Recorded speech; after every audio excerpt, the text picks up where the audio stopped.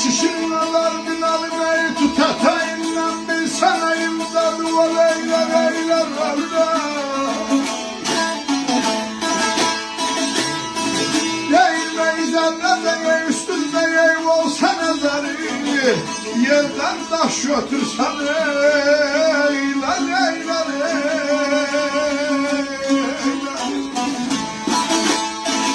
elə bir şirin tut ətəyindən, bir sənə imdadı ol eylər eylər.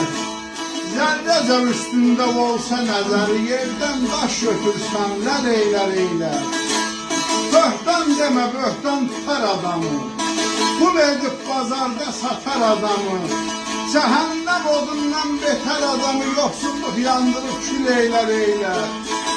Ağlı kəslər deməz hər gördüyünü, daldalar düşməndən vay dərdini. Görməzsən nakəsin pay verdiyini, versə də töhmətin bol eylər eylər.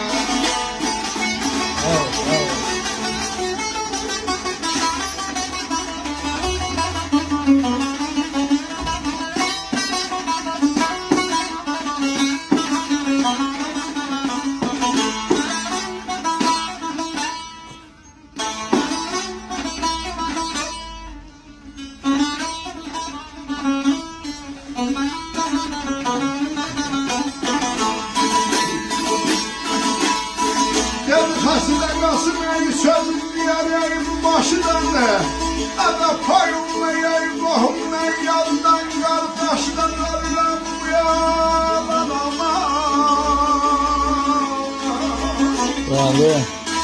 Neydi bəy öldürəm əyi çəysən aya dərdin alım əyi su çıxar daşdan, əllər dallar ey, yol eylər eylər ədə yol eylər ey.